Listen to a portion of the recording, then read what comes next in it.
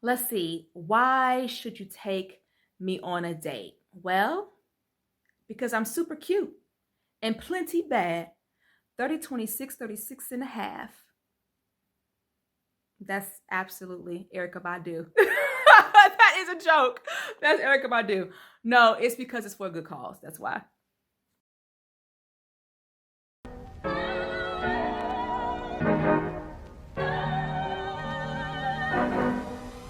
Still ain't got it bumping. They say that what don't kill you can only make you stronger, but messing around with you has made me suffer longer.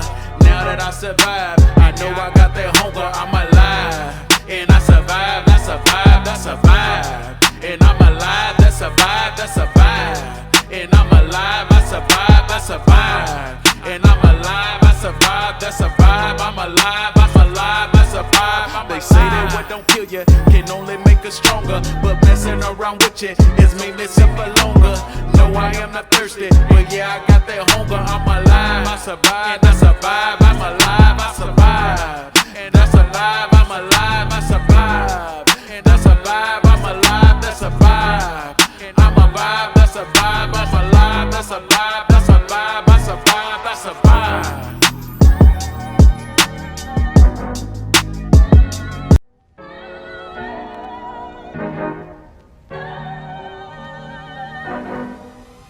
Still ain't got it bumping. They say that what don't kill you can only make you stronger, but messing around with you has made me suffer longer. Now that I survive, I know I got that hunger. I'm alive, and I survive. That's a vibe, that's a vibe. And I'm alive, that's a vibe, that's a vibe. And I'm alive, I survive, that's a vibe. And I'm alive, I survive, that's a vibe. I'm alive, that's a vibe. They say that what don't kill you can only make us stronger, but messing around with you has made me suffer longer. No, I am not thirsty, but yeah, I got that hunger. I'm alive, I survive, that's a vibe. I'm alive, I survive, and that's alive. I'm alive, I survive. I think people have described it like, oh, you're trying to do like an auction. I guess, it's similar to that. Basically, per using like PayPal. And if you want to use Cash App, I'm like, that's cool too. Just text me and then I'll send you my Cash App link and we'll do it that way, just to kind of keep it more secure is kind of like the goal. But I know a lot of people have Cash App and that's more of a simpler process. So, but basically the way it's going to work is taking donations. And basically the guy who donates the most gets the date. And what these funds are going to do is allow me to go ahead and put down the money that I need for the event space that I'm looking to book. Right now I have a soft hold on it for September, so I need to get the funds and get it confirmed.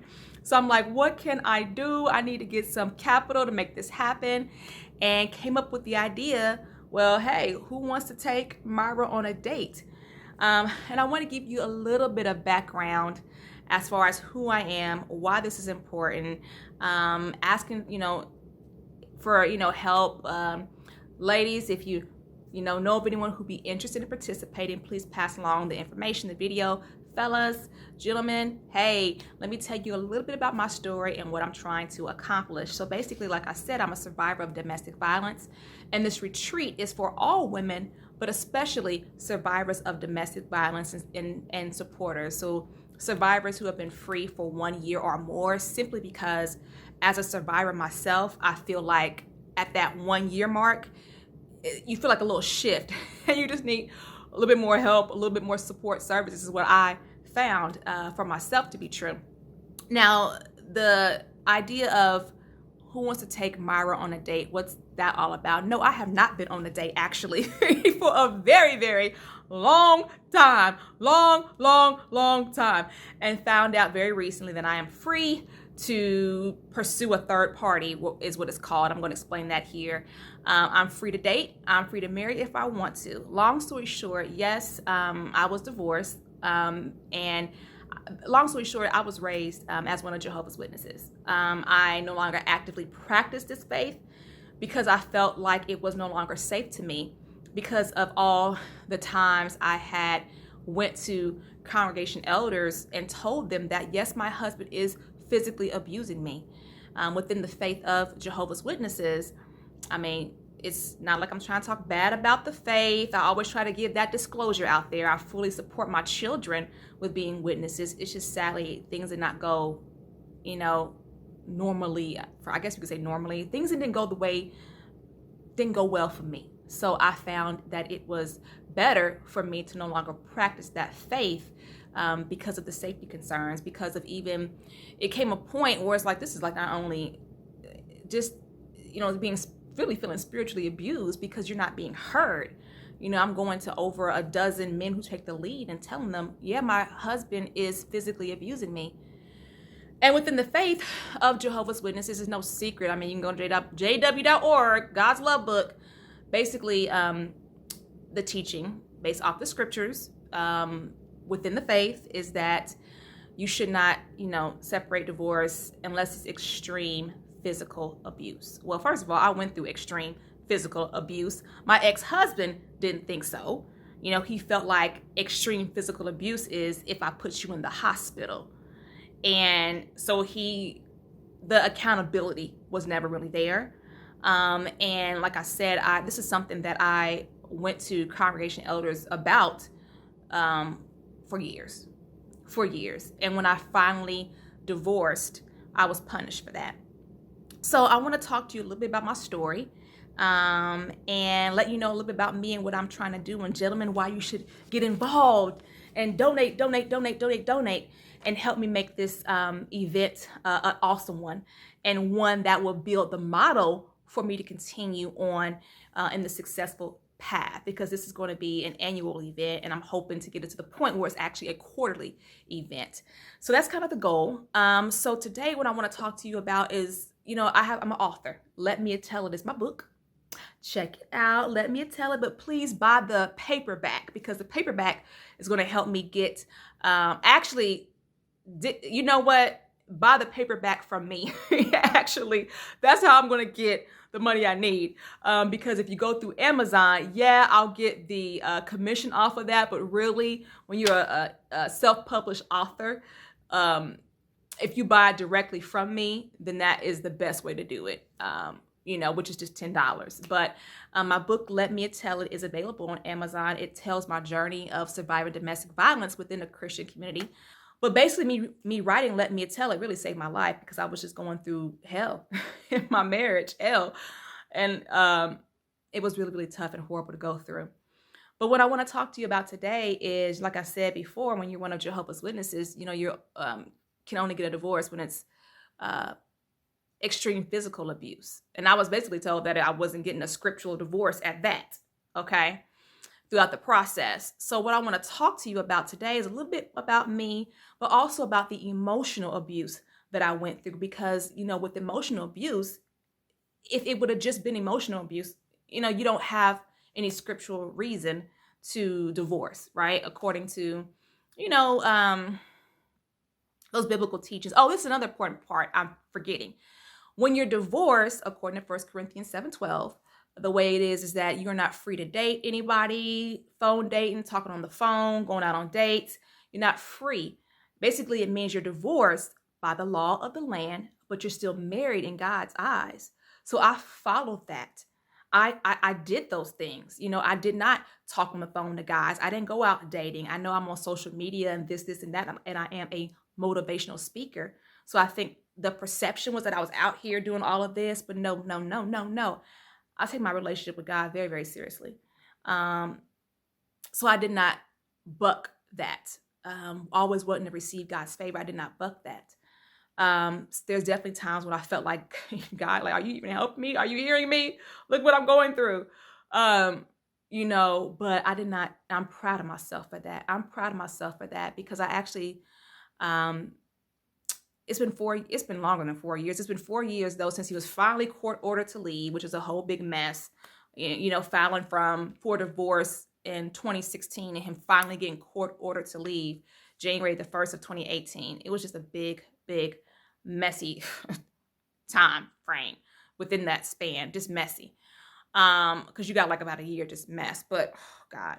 But long story short, I have not been on a date in a very, very long time. So we're talking about pretty much 4 years, I have not been on a date, pretty much in 4 years. And then even before then, longer than that, because it wasn't like we were going on a healthy date. You know, we were not in a healthy relationship. So I haven't been on a date in a very, very long time. And I want to reward myself. You know what I mean? I want to get pretty from the top of my head to the tip of my toe, get my makeup done, get a stylist to help me pick out my outfit, get some help with some other great, great people as well to give me beauty tips and tips on my presence since I've been like the single mom ripping and running for so long. So definitely pulling in some individuals to help me pull this date together. And I want to reward myself. You know what I mean? I just want to feel special for a few hours for a good cause and to feel protected. You know what I mean? Like, can I just feel protected for about 4 or 5 hours? You know what I'm saying? The next day is back to mompreneur life, right? Because for the event and for my business, I'm not like a non-for-profit, right? So if you're not non-for-profit, you got to figure out a way. It's a little bit harder to get the funds you need, I feel. So with the emotional abuse, let me start off by saying, you know, when I was younger, I ended up marrying, you know, being raised as one of Jehovah's Witnesses. My ex-husband, he was raised as one of Jehovah's Witnesses too. Now, I got baptized in the faith when I was 12. He got baptized when he was an adult, like shortly before we got married. So, I mean, definitely we've had our struggles and our journeys, but we both come from spiritual families. You know, I will not speak on his struggles, but I'll speak on mine. Definitely my struggle. I had 2 kids with him before we got married, which was definitely like a no-no, right? I was disfellowshipped 3 years, 5 months, and 1 day. So I got disfellowshipped when I was 17 and pregnant. So when I graduated high school, I walked across that stage, 8 months pregnant, got my diploma, you know, and I was disfellowshipped at the time. So I was disfellowshipped 3 years, 5 months, and 1 day, and disfellowshipping is something that I would never hope for anybody. It's a horrible thing to go through. But at the same time, I'm not going to act like, you know, I didn't deserve it. You have to play by the rules, okay? Right? If you're going to live immorally, well, you're going to take the consequences of it, right? There's consequences to your action, right? Consequences to your actions. But I will say that me coming back to the faith and getting reinstated was a journey in itself, especially because he was my only problem, right? Meaning that, I mean, here I am. He's all I ever known. He's all I've ever known since I was 15. So to be in a situation where I divorced him because he was physically hurting me, and to find out that, oh, guess what? By the way, you're free to marry now because he's engaged to be married. And with, you know, the rules of Jehovah's Witnesses, it's like I said before, you're not free to pursue a third party. So what's going on here? And it was just very, very disrespectful the way I found out, because I would have never done him like that. What happened was my children came home one day after being with him over the weekend and said, hey, Dad's engaged. He's getting married in spring. And I'm like, oh, okay. Well, you know, as long as she treats you nice, you know, that's one of Mama's biggest concerns. But at the same time, I'm thinking, now, in the rules of Jehovah's Witnesses, that counts as adultery. And not only that, you don't feel like after everything that I've been through with you, that you had that you could have texted me that, you could have told me that. And what I will say is I went through some procedures and some processes and asked some questions because I'm trying to figure out, am I clean? Can I go and date now if he's engaged? And I will say at first I was told to, you know, wait a minute because maybe she doesn't know. Then okay, I'm just going to stop right there with all of that because I don't want to sound like a hater. But long story short, I realized that he had changed his, because I'm trying to figure out what's going on. Who's this new person coming into our lives? He has not said anything to me about this. All I'm getting is information from the kids, which is not cool, especially because we have to co-parent and have some type of peace between all of the adults. Everybody act like an adult. It is what it is. And he had changed his Facebook status to being in a relationship with this individual. And I said, so he's pretty much out in the open saying, yes, he's in a relationship, but he still hasn't said anything to me. And then I was basically told that was his way of telling you. And I was just like, what a coward. Well, you're a coward. That's your way of telling me by changing your Facebook status instead of telling me, even by text, I just want to let you know I'm engaged. Long story short, here we are. So I am free to marry, free to go on a date. So I said, fine, I'm free. Let me use this opportunity to turn tragedy into triumph. I'm trying to raise some money anyway. So let's just kick it off as a fundraiser. Who wants to take Myra on a date? But like I said, I want to talk about the emotional abuse that I went through, because I definitely went through physical abuse, and I definitely went through extreme physical abuse. But well-meaning family and friends can, convince me to let him back in my life. He wants to get baptized. He wants to be a good man for you. He's telling me he's going to do this for you. He's going to do that for you. You don't have a right to allow your children to live in a house without their mama and their daddy. And it was so bad that family members were yelling at me. Like, literally, you don't have a right to take that from your children. It was that deep. So then I start thinking, you know what? I've been disfellowship 3 years, 5 months, and 1 day. All of these people are clearly a lot more spiritual than me. I need to listen to the counsel. So I began to let him back in my life. And we got married. But before that, I told him, I said, look, we've been through so much. Because before then, it had got to the point where he had kicked in my door and beat me up when I was like 19 years old. And, our 1-year-old was on the bed just watching. He literally, and then what happened was he got mad. We weren't even together, mind you. And we were engaged to be married. And this is after I found out, although we were engaged to be married, that he had cheated on me while I was pregnant with my daughter in the first place. Okay, so we weren't together. But we were, I don't know, you know how it is, working it out or whatever. And he thought that I had another guy in my apartment. We weren't actually, X that out. We weren't working it out. No, he said he wanted to talk to me about something. He wanted to talk to me, I'm sure, about trying to get back together. So long story short, I had a guy that had just got back from the grocery store. A guy, my neighbor downstairs, was simply helping me with the groceries. And he heard him say, all right, Miss Lady, I'll see you later. And he's like, oh, who is that? I'm like, it's nobody. It's the guy from downstairs. He helped me with my groceries. You got a guy in your apartment when my daughter is there? Anyway, that turned into him kicking in my door and attacking me while my 1-year-old was on the bed watching. So not good stuff. But long story short, fast forward, time goes on. Before we got married, he promised me that he was never going to put his hands on me. Because I told him we've been through so much. We've been through so much, as youth, as young adults. We grown now. We're going to get married. We're going to do the right thing. You got to promise me that you're not going to put your hands on me again. And of course, he made that promise and did not keep it, right? But like I said, I really want to talk about the emotional abuse. One thing that was definitely emotional abusive was the fact that the AshleyMadison.com website. When I found out he had an AshleyMadison.com website, I was like, account rather. I'm like, let me get this straight. And the reason why, he was notorious for leaving his email up. Like, he would walk away from his computer and I would come behind him needing to do something, and bam, I got something in my face, right? So he was notorious for that. And it's like, okay, in AshleyMadison.com, what is this asking you for dates? What is it? And I found out that Ashley Madison is a website for men who want to have an affair. So what happened, another thing that happened as far as the emotional abuse is concerned, is finding out that he went to go see an ex-girlfriend in our marriage.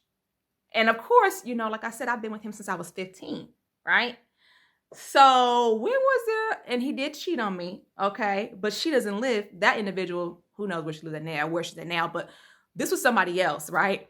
And I didn't know that he had even cheated on me with her, back, it's kind of like we got married and all these little things that he did not tell me started coming out. So long story short, it was someone who he had cheated on me with back in the day when I was a teenager and never knew. So look pie in my face. But it was on Facebook, and the way I found out about it was super embarrassing. I used to work at a hospital, and this nurse was like, you and your husband, are y'all on Facebook? I'm like, no, we don't do Facebook. We don't have a Facebook account or anything like that. And she said, and walked away. And that kind of got me to thinking, like, what's her problem? I know my man, he ain't got no Facebook account. What's her problem? And then there was another sister who was my friend, who we was going out to, well, I don't know if we were really friends or not, because friends don't do this to friends, who obviously knew that he had this Facebook account that was open. Okay, so everybody could see. Talk about how embarrassing that was. And so she kept giving me hints. She kept saying stuff like, these brothers have these Facebook accounts. They own these accounts, flirting with these women, flirting with these worldly women, setting up dates. She just kept talking about Facebook. So much to the point that one night I said, I call him Calvin, right, to protect identity. I was like, Calvin, do you have a Facebook page? And Calvin looked at me in my face and was like, no. And I looked at him. And come on, we've been together for a long time. I'm like, he is lying. I looked at this man like, you are lying. So I went and Googled his name, and what happened? Came right on up. And what do I find? Oh, you made a little date. This individual is talking about come see me in capital letters and all this other mess. Mind you, Calvin says he's never cheated on me in our marriage. He goes, I've done things. I know I've done things, but I never cheated on you. Or he would say things to me like, at least I ain't gay. If I was gay, you really have a problem then. So anyway, long story short, I'm like upset. Okay, you didn't went to see, because clearly looking at the dates, it is already passed. You have went to go see this individual. This is not okay. So I call her, because I ain't the one. I'm not the one. Okay, it's like, you know what? And honestly, that is the scary thing for me, is the fact that if it was just the domestic violence, the physical violence, would I have stayed? You know what I'm saying? But with it being the added layer of all of this, it's just too much. It's just too much. So long story short, I called her. I used my, I was that woman. I used my, because you ain't going to have me up here. You ain't going to be cheating on me. And I'm getting abused. And you ain't going to be cheating on me. And I got to, save this marriage. But when you're one of Jehovah's Witnesses, you just can't say, my husband's having an affair. You have to have solid proof, right? You have to have some type of solid proof before you're able to be free. So I'm like, I'm about to get this proof. So I called her. And I was like, look, this is so-and-so's wife. I know he came to see you, X, Y, and Z. Look, I told her, listen, I am one of Jehovah's Witnesses, and he is putting his hands on me. Now, if you have committed some type of sexual act with him, I am able to get a divorce. So I need you to basically tell me what happened. So, and then tell the congregation elders so I can move on with my life, because like I said, he's abusive. Okay. So I'm sure that he and her probably had some type of conversation, because when it came down to it, they had two different stories. He said he was never in her house. And when I asked him, why were you over there in the first place? Well, she was an Army vet, and I wanted to talk to her about what happened in the war, what it was really like. And I'm like, okay, well, it's kind of interesting, because you said you were never in her house. She said all y'all did was watch TV. But long story short, when it came down to it, and I took it to the brothers and said, I think he's having an affair. And basically when it came down to it, she did not want to cooperate. And she was like, I don't want to break y'all up. Live it. If you've done something, live it. I was livid. I wanted to be like, I was livid. I wanted to be like, beep. But I was livid, okay? So long story short, I didn't have proof.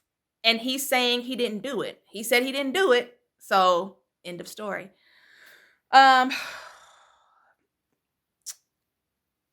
Difficult, very, very frustrating. So at this point, I'm like, we're using condoms. We are going to use condoms, because I do not trust you. And you ain't about to give me nothing, right?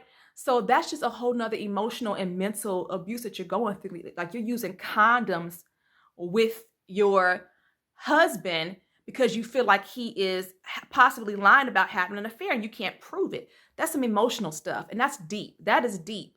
And then there was a point where it's like, okay, I want you to explain to me why the condoms are not in the bedroom. Why am I finding condoms in your work stuff? You know what I mean? And then he had a reason why the condoms weren't the work stuff. I remember we was in that area and I grabbed some, and that's what I don't remember. Okay. I don't remember. I don't know. I don't remember. You know what I mean? So it's things like that that play on your mind, and this emotional abuse, you know what I mean? Hard to go through. So which ironically is actually how I ended up getting pregnant too with my youngest, because so anyway, another thing that was emotionally abusive, one day he asked me, I mean, you would forgive me if I had a one night stand, wouldn't you?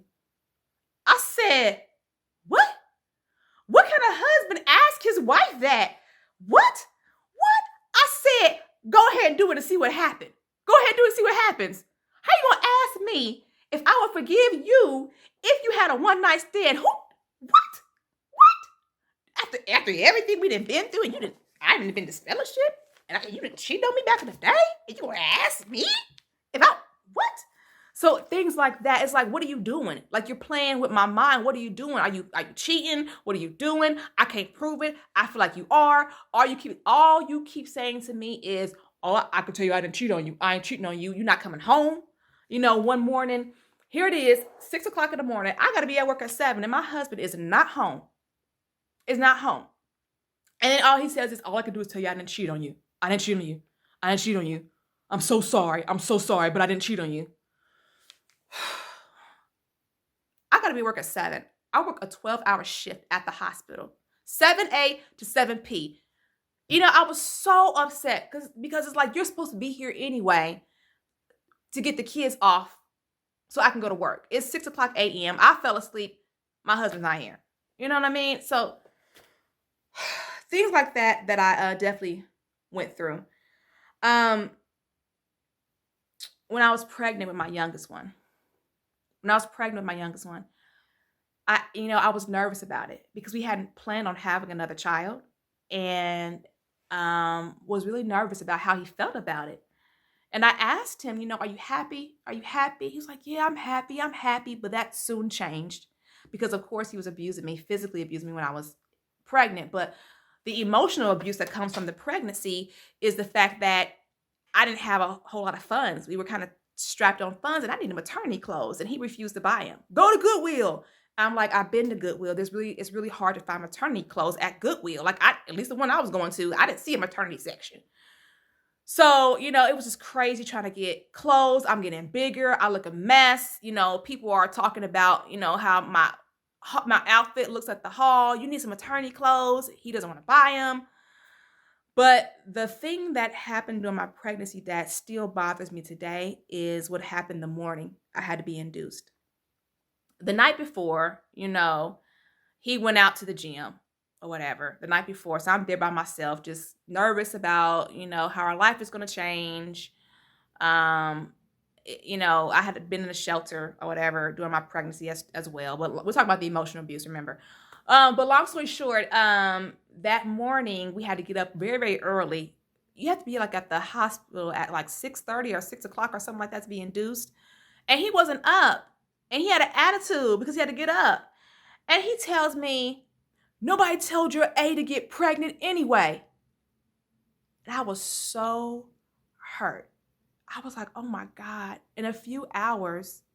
And the thing about it is too, if you're late, you have to reschedule your inducement. And so remember, I'm being induced. I'm already like past my due date. Okay. I'm past my due date. I don't want to reschedule. I want to get this baby up out of me. And he's telling me no one told your A to get pregnant. That hurt me so bad. That still hurts. That still hurts. It really does. Sadly, I might as well go ahead and tell it because people think I'm crazy anyway. But what it is, I suffer from post-traumatic stress disorder, sadly. And Nicola Mitchell, thank you very much. Let me just put that out there because Nicola, she was the one person who I knew who actually had post-traumatic stress disorder herself. And she gave up, although she's very, very busy, she gave up her time to help me. When I was struggling through some flashbacks And I was in like, her, the author fair that she did in Indianapolis, a couple times. I did the Girls Who Brunch tour with her. So I really, really appreciate her for that, because especially, don't judge. You know what I mean? Don't judge. Don't judge. I'm really big about, I'm not going to judge. I don't want people to judge me. But with Nicola, she's a erotic romance novel, and it's just interesting because in that aspect, you think, well, you guys are kind of like from opposite sides of the track. You know what I mean? As far as your literature, as far as different things, I want to say, like, I don't write, erotic novels, although, I've had my own book. I've read a couple, but I'm just saying. So for her to reach out to me, I just felt like that was really, really beautiful, for her to do that. And I felt like I didn't have anyone else to reach out to and talk about it, because unfortunately people are too quick to tell you, just get over it. Just get over it. Just get over it. And it's like, you don't get over PTSD. You don't get over that. So how horrible it is for me to have flashbacks of this man who promised and vowed to love me, choking me and hurting me. How horrible is that, to live in that space? Now, one thing I will say, I'm not going to say he's the only reason why I have PTSD, because the flashbacks that I've had are either of him hurting me or of the boy who tried to rape me when I was 9.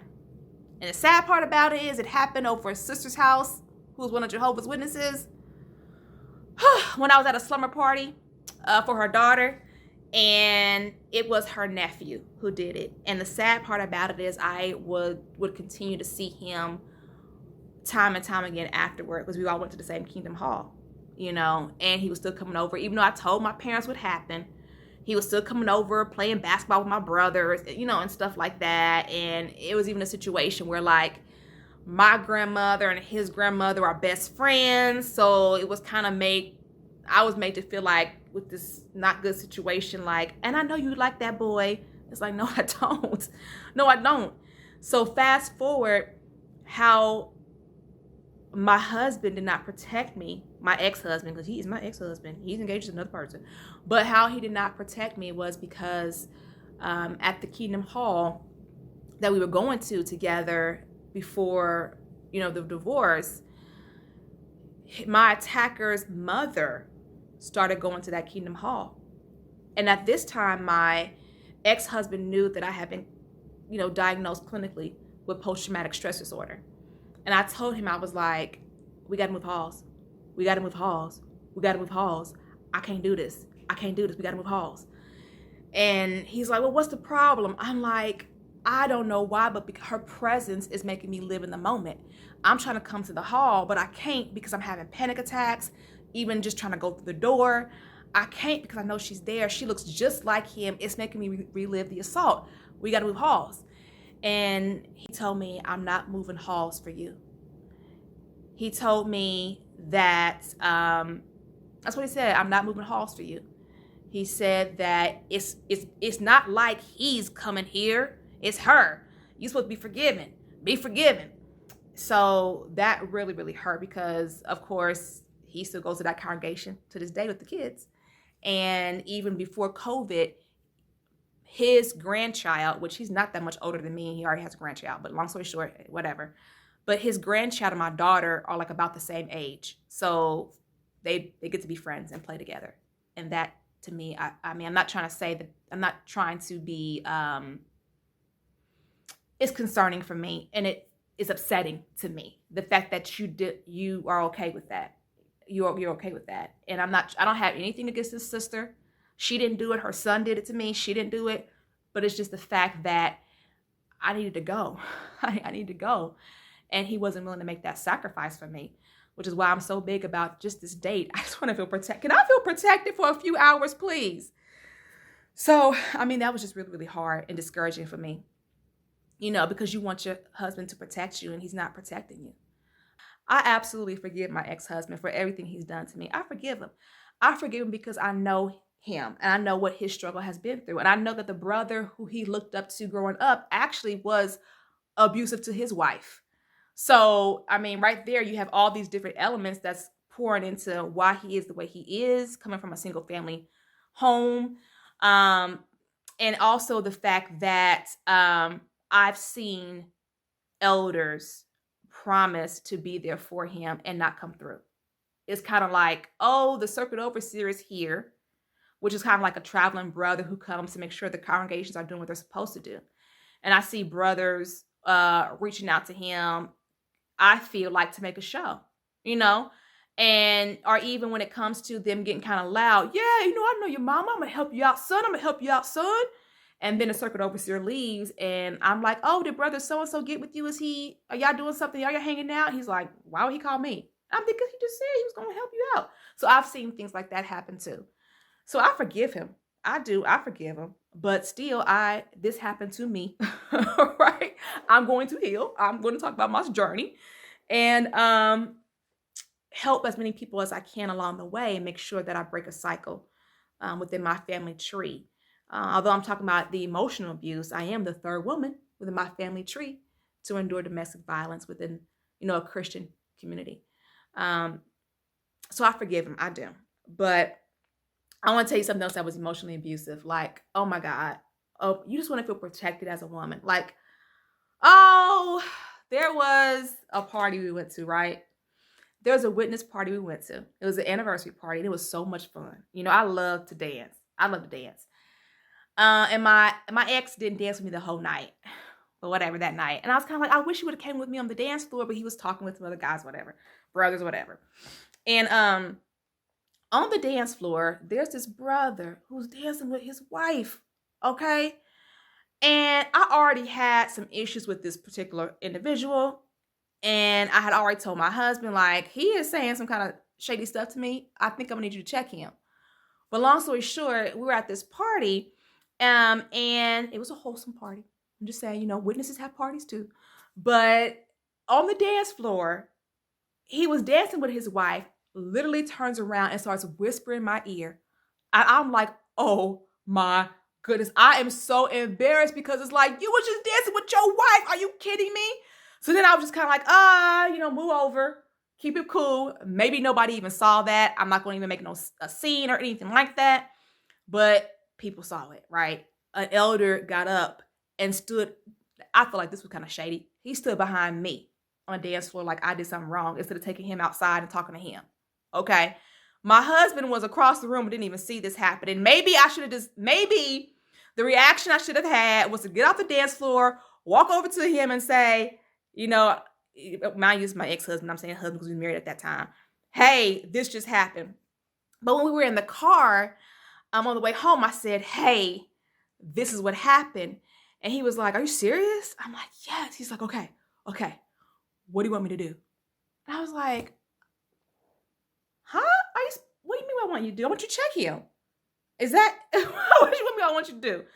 And then after that, I said, well, could you just come with me to this after school activity that all of our kids are involved in, because he needs to know that he can't do me like this. Could you just please check him? And he would never come. He's like, I know you better not want that guy. He this, is that. You know what you got. If you want that guy, could you just come just one time and just sit there with me and let him know, fool, you better not. He would never come. And I'm like, I just want to be protected.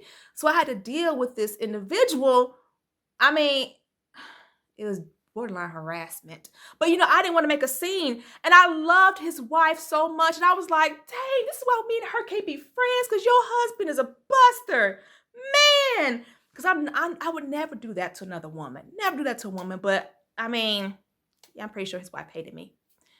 Well, you don't hate your brothers and sisters, but she did not like me. A strong dislike. I didn't even do nothing. But anyway, long story short, one thing about that individual was he knew that I was unhappily married. So I feel like he was playing with that.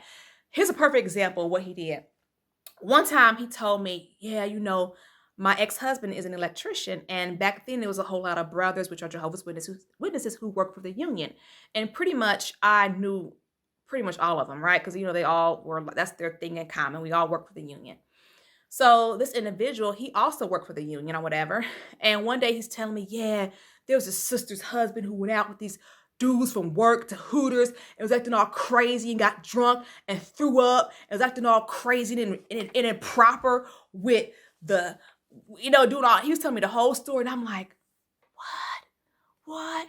Somebody in the union? He was like, yeah. I was like, who would do that to their wife? What? And he gives me this clue. He's like, C, right? Like, really, that's not really his name, but I'm protecting identity. C. And I was like, C. He wouldn't say the whole name. He just gave the initial. C. And I was just like, C.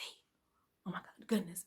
I'm thinking about all the men who are electricians. And it's like, fool. He's like, but your man did it. And then when I asked him about it, I said, did you go to Hooters and throw up? And embarrassing. So I think that individual was like, your man's not protecting you no way. And clearly he was a shady brother, right? Clearly he was a shady witness. Honey, yeah, there's shady witnesses all up and through there too, okay? So clearly he was a shady witness. But the point is, when my ex-husband, if I don't say man, did not protect me like a man's supposed to for his wife. You know what I mean? And it got to the point where finally I just kept on ignoring him until he left me alone. And he finally left me alone when he said, I guess you love him, huh? I said, yeah, I do. You know what I'm saying? But the whole point is, it should have never even came to that. Because my ex-husband, who was then my husband, should have checked him real quick. Dude, you sitting up here talking crazy to my wife? You gonna whisper in my wife's ear? Are you serious? So things like that I went through, and maybe that's not really, I guess, classified as emotional abuse, but it was very, very disheartening for me that my husband wasn't willing to protect me. Like, are you kidding me? I mean, basically, with the whole situation and the way it stands now, I really don't feel like justice was done, but it is what it is. One thing I would say about it, for me to have complained so much about the abuse, to be punished for filing for divorce, and now, life goes on. We, are going our new journey. This is a new journey for me, right? And I want to live it beautifully. But I don't feel like justice was done. It is what it is, I really appreciate all the encouragement that I get. Even it's amazing how I feel like Almighty God is giving me nuggets to go off of, or things to feed off of to continue to go. I had someone reach out to me on social media, someone who was like very, very well known in Indianapolis. I mean, she's on TV. She's a TV host, a spokesman. And she basically was like, I'm a survivor of domestic violence as well. You keep on speaking up because it does something for other women. You help other women and you help yourself. And I kind of, wrote back on social media. I was just so surprised that she reached out to me. It's like, oh my goodness, you're doing everything that I wish I could do. I felt that way. And, I wrote back and told her a little bit about my journey, on my social media account. And the thing that was so beautiful is she said, you know what? God sees you. Men are flawed, even in the Christian community. Believe, God sees you. And that was just so beautiful. And it really was very, very encouraging to hear that. And that's the way it goes with domestic violence. You just never know who a victim is, right? People that you think aren't victims are. So with that, man, I really felt like justice isn't done, right? I mean, I left that faith that I love so much because it wasn't safe for me. But that doesn't mean that I'm going to be a worldly woman. I still believe in living by that law. You better live by that law no matter what happens. Because point blank, period, at the end of the day, we all are going to have to stand before the judgment seat of God. Point blank, period. And I am not trying to lose my life. So you better live by the book of that book of the law. That's the way I look at it. But it is disheartening because you feel like justice wasn't done. And, but what can you do? You feel like justice wasn't done, but what can you do? All you can do is just move on. All you can do is move on. But one thing I do feel like this is, this is little saying within the faith of Jehovah's Witnesses that sisters say. Sisters say it's brothers looking out for brothers. And I feel like what I've been through is a classic example of that. Brothers looking out for brothers.